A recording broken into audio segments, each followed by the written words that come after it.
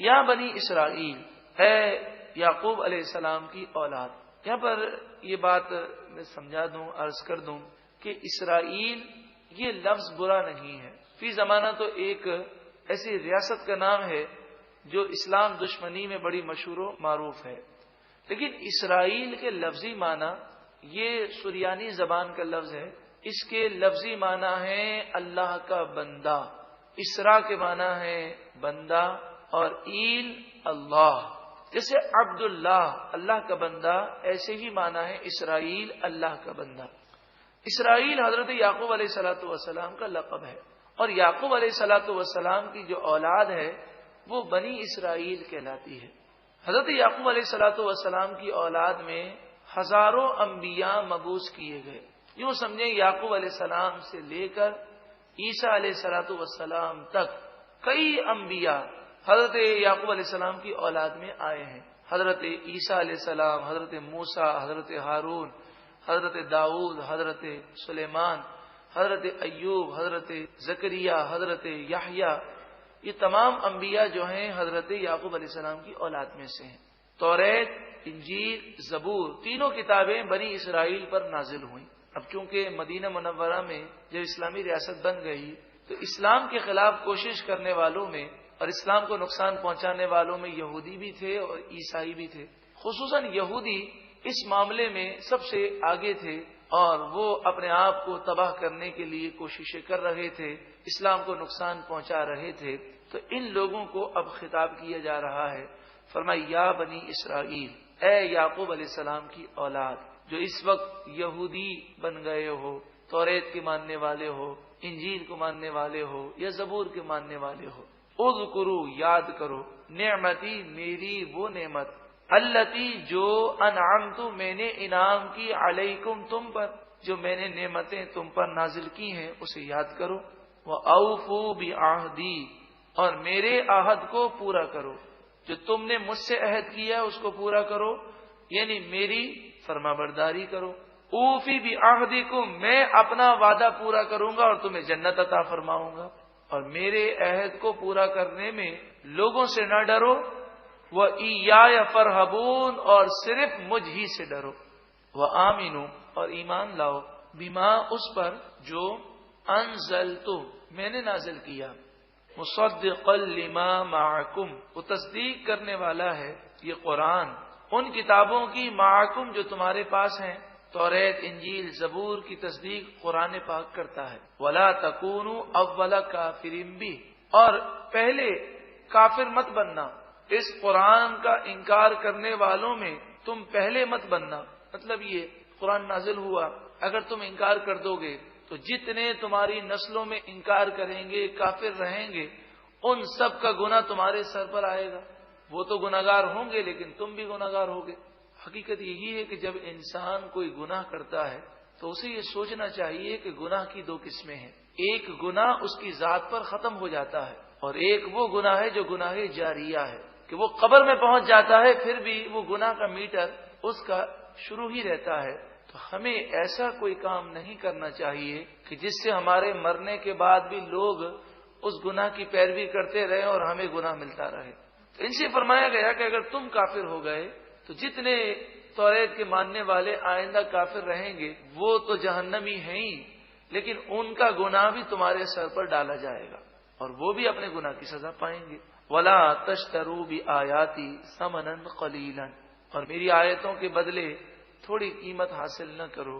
ہوتا یہ تھا کہ یہودیوں کے پاس اگر کوئی مسئلہ پوچھنے آتا اور یہ پوچھتا کہ نبی آخر الزمان صلی اللہ علیہ وآلہ وسلم کا ذکر توریت میں ہے، تو یہودی جو توریت کو جاننے والے تھے، جو یہودی علماء کہلاتے تھے، وہ جھوٹ بولتے اور وہ کہتے کہ نہیں، توریت میں نبی آخر الزمان کا ذکر نہیں ہے، ان کی نشانیاں نہیں ہیں. یہ جھوٹ کیوں بولتے؟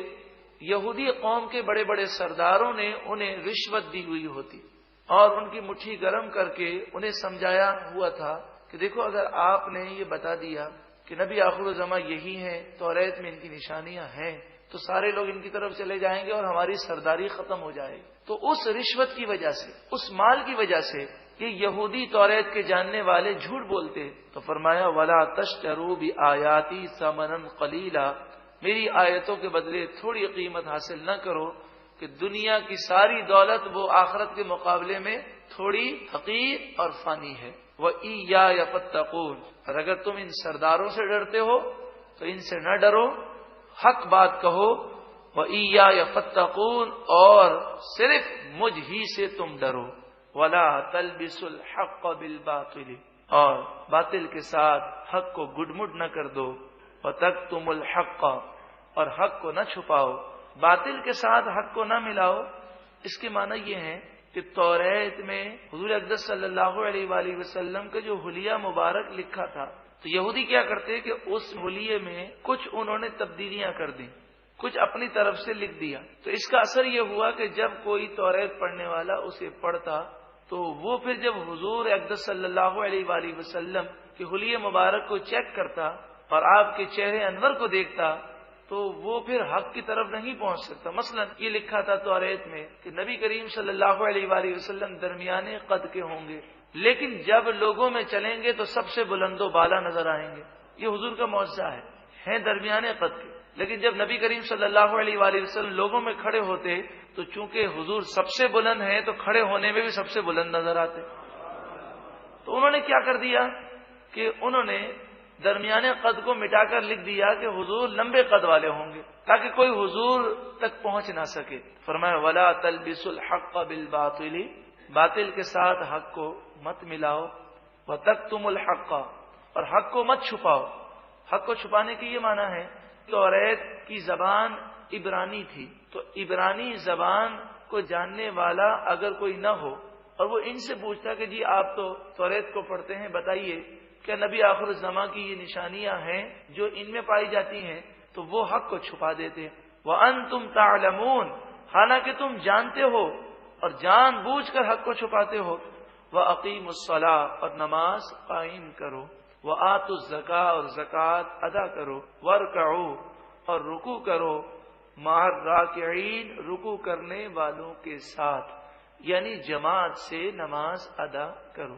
أَتَأْمُرُونَ النَّاسَ، کیا تم لوگوں کو حکم دیتے ہو بالبر، نیکی کا، وَتَنْسَوْنَ أَنفُسَكُمْ، اور اپنی جانوں کو بھول جاتے ہو، وَأَنْتُمْ تَتْلُونَ الْكِتَابَ، حالانکہ تم کتاب کو پڑھتے ہو۔ أَفَلَا تَعْقِلُونَ، کیا تمہیں عقل نہیں؟ اصل میں ہوتا یہ تھا کہ یہودی علماء میں بھی کئی اقسام تھیں۔ بعض یہودی علماء جب مسلمانوں سے تنہائی میں ملتے تو وہ مسلمانوں کو یہ کہتے کہ دیکھو تم نے جس نبی آخر الزماں کا دامن تھاما ہے یہ سچے نبی ہیں، توریت میں ان کا ذکر ہے، تم اس دین سے ہٹنا مت۔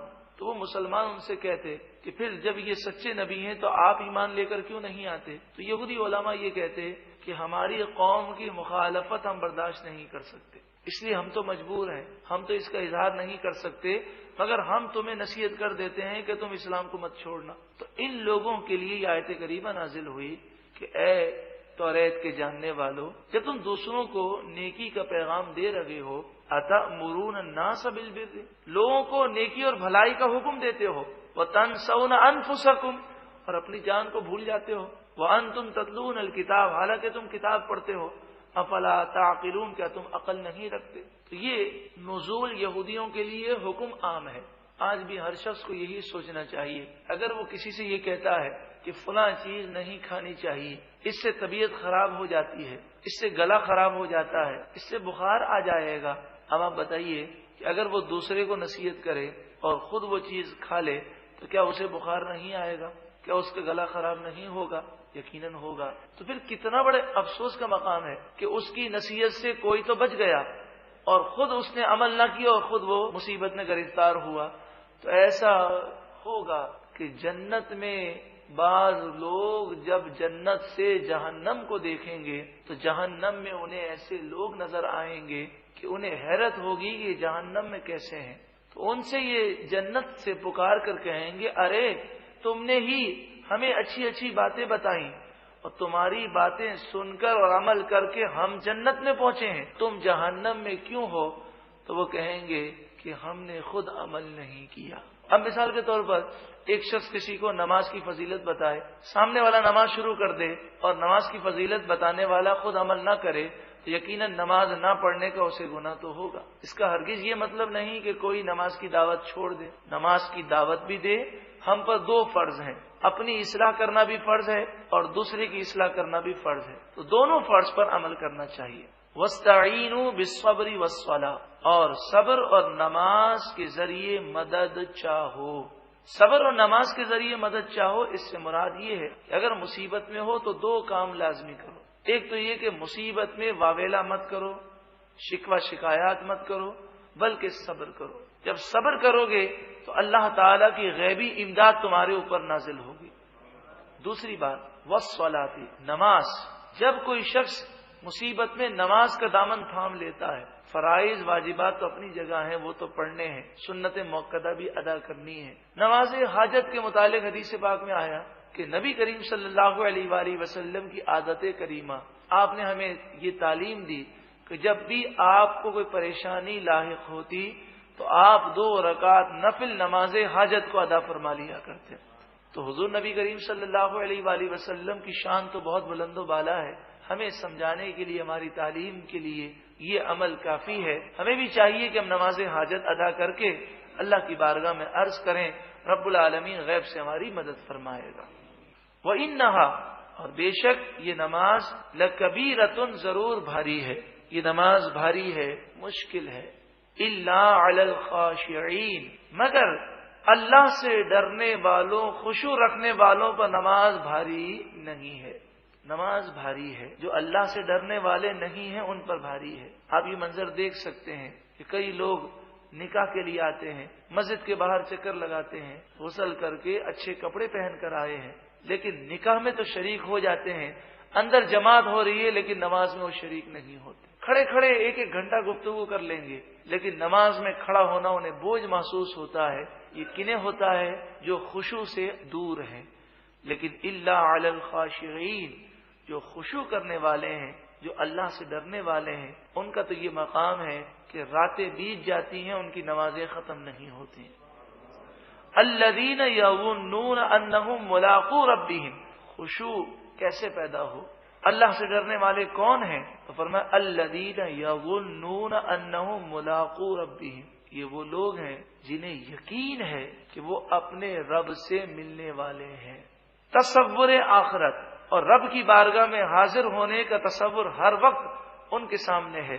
اس کو بعض مفسرین فرماتے ہیں کہ انہیں نمازوں میں اتنا لطف اس لیے آتا ہے کہ وہ اپنی ہر نماز کو آخری نماز سمجھ کے پڑھتے ہیں۔ وَأَنَّهُمْ إِلَيْهِ رَاجِعُونَ، اور بے شک یہ لوگ اللہ ہی کی طرف لوٹنے والے ہیں، اس بات کا بھی انہیں یقین ہوتا ہے۔ اللہ تعالی ہمیں بھی تصور آخرت عطا فرمائے۔